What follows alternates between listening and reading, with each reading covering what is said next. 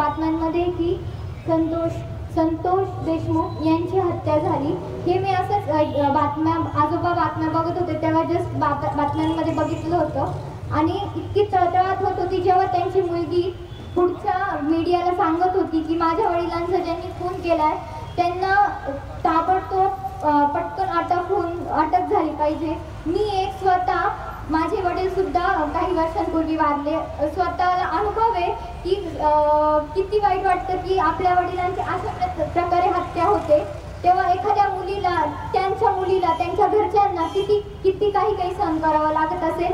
आणि अजूनही यांची हत्या ज्यांनी केली ते जे गुन्हेगार अजूनही असेच फिरतायत, त्यांना अजूनही कोणीही काहीच ऑब्जेक्शन घेतलेलं नाहीये।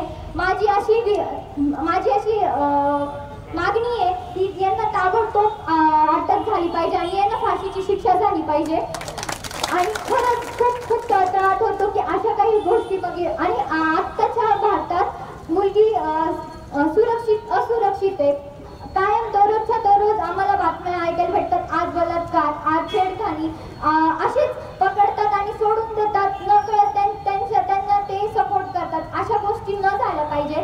गुन्हेगारांना अटक ही झालीच पाहिजे आणि